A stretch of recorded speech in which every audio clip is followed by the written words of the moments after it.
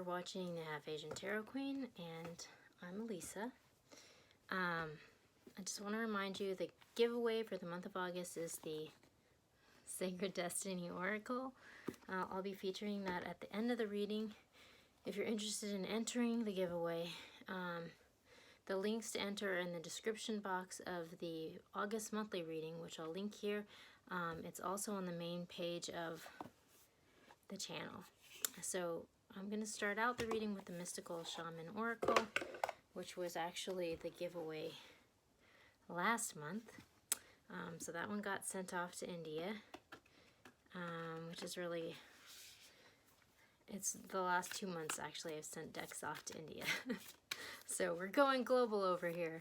But I'm just going to pull some cards from this deck. If you're new to the channel, I just want to point out that the videos on the channel are arranged according to storyline, not necessarily according to date or zodiac sign.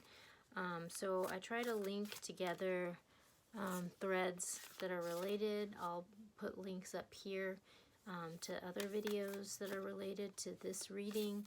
I also arrange the videos in playlists according to certain storylines. And so that's, you can read about that in the description box. But yeah, we'll just get on to the reading now. Thanks for joining. Okay, so at the bottom of the deck we have the Moon, which this card really speaks to like the cycles and rhythms of life and being sort of in alignment with these larger cycles, because, you know, it's like that, there's like a prayer that says like, God grant me the serenity to accept the things I can't change the things I can, and the wisdom to know the difference, you know. And I think this card kind of speaks to that wisdom, and also into having reverence for these forces that are around us, that we can swim upstream, or we can like stay in that rhythm, you know, and have the optimal experience. So that card kind of speaks to that way of being. So this card, the next card we have is the Spiral, and this card speaks to sort of like this also speaks to sort of rhythms and cycles, but it talks about, you know, within yourself. Like these next two cards are sort of like about self-awareness and like recognizing when there's like a recurring cycle that keeps happening in your life. It's like you might have the same situation happening over and over again, and it's like it might be different people or different specific situations, but it's like the same overall situation. And so this is kind of like inviting you to look inward at what mindset or aspect of yourself do you need to integrate and bring into your awareness in order to have a different experience, you know. And so this card is inviting that, because it's like when you can bring that into your awareness, you will change this cycle and ascend to a new level or a new experience in life. And so then we have the next card is the Tree of Life, which this card speaks to sort of having an internal awareness of like you're sort of, this tree represents sort of the chakra system and all the elements of energy flowing within our body, and having like an awareness about those energies, but also a balance, you know, because the tree, you know, it's like rooted into the ground and it has these roots that grow deep into the earth, you know, but yet it also has these branches that reach to the sky. So it's just sort of like, if we are out of balance, you know, so it's, for example, if we're just totally in the spiritual realm and just dreaming, but like none of our dreams are grounded into reality, we can just like really fly away and not have any stability in our life, you know. It's just like lots of dreams that never come true, you know. But at the same time, like if we're too grounded and too focused on just the day-to-day toil, you know, we can lose our inspiration and our guidance for like our calling, you know, and feel sort of like empty and like unfulfilled in life, you know. And so there has to be a balance between those influences to reach, you know, sort of like fulfillment, you know. And then we have the Holy Mountain. So this kind of speaks to like a spiritual quest. Like it reminds me a little of the Hermit card, you know, because it's like we go to the top of a mountain to seek guidance from the spiritual world, you know. And it's like when you are sort of at this place where you're looking for enlightenment, for how you might overcome whatever this challenge is, it's like you might go on this pilgrimage until your perspective can evolve, you know. And so that's kind of what this card is inviting you to do. It's just sort of like when you can see from this higher vantage point, then all will become clear, you know, and then we'll be able to ascend from this pattern. So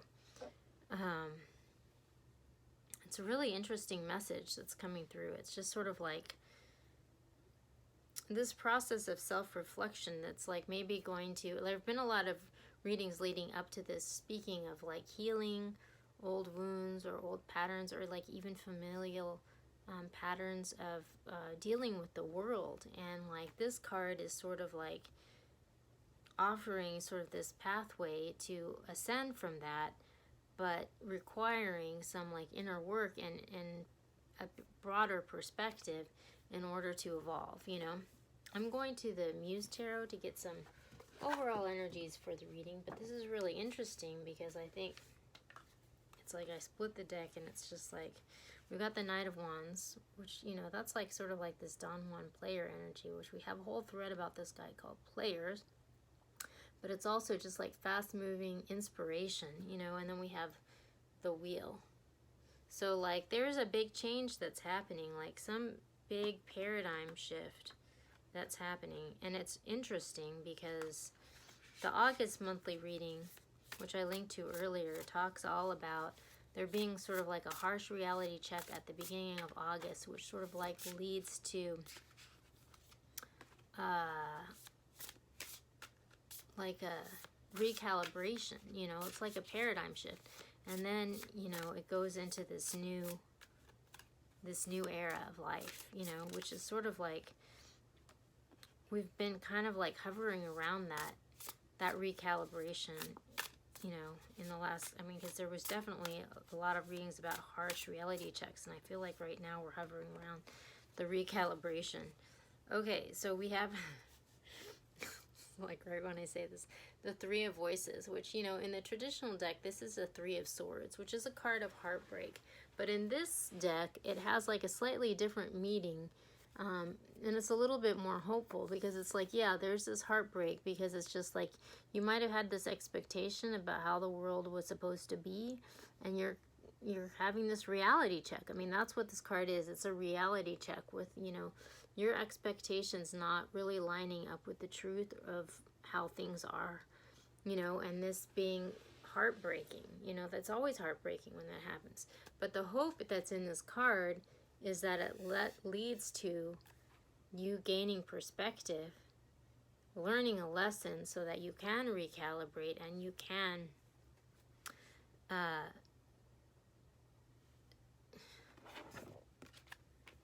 look at the world from a higher vantage point and be in alignment with what actually is, which is actually a really positive development, you know. So really interesting that would be the card on the bottom of the deck. But for overall energies, we have the Priestess, the Muse of Inspiration, and we have the Knight of Inspiration. So this is really interesting because I think both of these cards are powerful cards of manifestation. You know, this Priestess she's really tapped into this universal consciousness, and you can see, you know, this energy coming out of her hand and like manifesting. So, you know, she she's enlightened, and she can manifest her energy, you know, in the three-dimensional world. And the muse of inspiration is sort of like, it's the King of Wands in the traditional deck, but this King of Wands is a powerful manifester. You know, this is someone who's in command of their emotions, who understands the power of their emotions and can manifest their emotions in the three-dimensional world, you know. So it's like when you can come into this balance in an alignment, like that is the power that is bestowed onto you, you know. So I mean, that is when you become empowered. That is when you ascend to the next level, when you understand this flow, you know. And so it speaks to, you know, a male and female version of this power, which is really interesting. And then we have this Knight of Inspiration, which again, there's a whole thread about this player person who is like been going through this spiritual lesson for a while on the channel. But this also speaks to just like fast movement, inspired movement, you know. So it's like there's some sort of change that's happening, which is really interesting. I'm going to go to the Golden Art Nouveau to get some general energies. See if we can get some more clarification on what's going on. But like, this is really interesting because it's sort of like, you know, in the Wizard of Oz, and she goes on this crazy quest, and she's trying to find the wizard, and, you know, she's trying to, you know, manifest her dreams, and she's looking outside of herself, you know. She's meets all these friends, you know, the Scarecrow, the Tin Man, and trying to find who can help her, you know. But like at the end of the movie, like what she finds out is that actually she had it within her all along. She just didn't know it, you know. And that's kind of this lesson of empowerment. Like, you know, it's up to you to create your reality. It's not up to anybody else, you know. It's within you. Like that's where the power is, you know. So I think that's a really powerful lesson for anyone to learn. Okay, so yeah, at the bottom of the deck we have the Two of Wands, which this is a card of like a fork in the road, you know. I think when a person comes into this awareness, like inevitably, like life as you know it is going to change, you know, because it's just like, it's a completely different way of being in the world. It's like you're not like learning lessons anymore. It's like time, you know, it's time to shine, you know. So, okay, so we've got the Three of Swords again. We've got the Ace of Wands, and we have the Emperor. So this is so interesting because it's like, you know, we've got this heartbreak, you know, things aren't lining up how we thought, you know, that's heartbreaking. But like, by sort of coming into acceptance of that, we're able to let go of whatever it is that we were hanging on to that was holding us back, and step into this inspired new beginning, you know. And that is ultimately empowerment, you know. It's just like Dorothy, you know. It's just like, it's so heartbreaking because she gets to the end and she sees the wizard, and she pulls back the curtain, and it's this old guy on stilts who's like flipping a bunch of switches, and it's just not what she expected, you know. She was expecting something else, you know, but like behind the curtain it wasn't what she was expecting. But then she realizes, you know what, I had it with me all along, you know. And then she becomes empowered, you know, and she goes home and ticker tape parade, and it's all good, you know. So it's just sort of like, and then on the next row we have the Six of Coins, the Page of Coins, and we have Strength. So it's just like once you come into that awareness, and once you become empowered, you know, there's a rebalancing that happens, you know, because it's like no longer are you giving your power away outside of yourself to other people. You have the power, you know.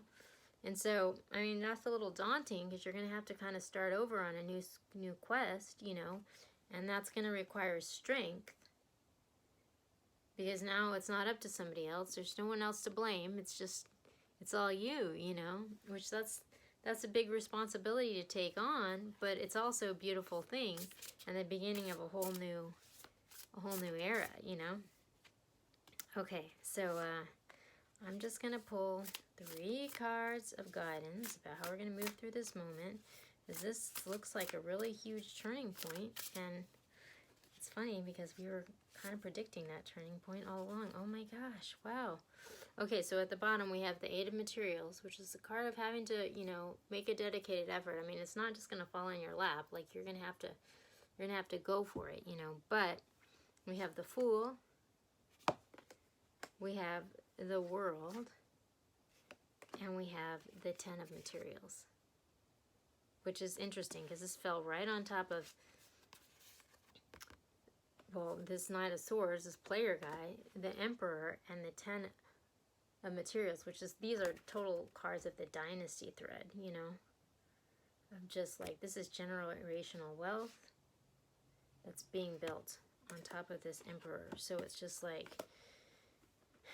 we're moving on from this heartbreak, and we're just taking a leap of faith towards the future, you know. We're letting things come back into balance, and like, it's the end of it's an end of an era, you know, for sure. But we're inspired and we're passionate about this new beginning, and we're moving towards great things, you know. It's going to take strength and it's going to take hard work, but we're inspired to get the job done, you know. So that's actually super beautiful, you know. Okay, I'm going to pull from Sacred Destiny to get some final messages for this reading, but it looks like we're off to the races, you know. Like, that's where we're headed. So I'm feeling that. Okay, let's see what we got. All right, we got trust. So keep the faith. I mean, it's scary, but like, I think what this is saying is that the way is going to be shown to you. So have faith and trust, and keep the faith, and we'll check back in soon.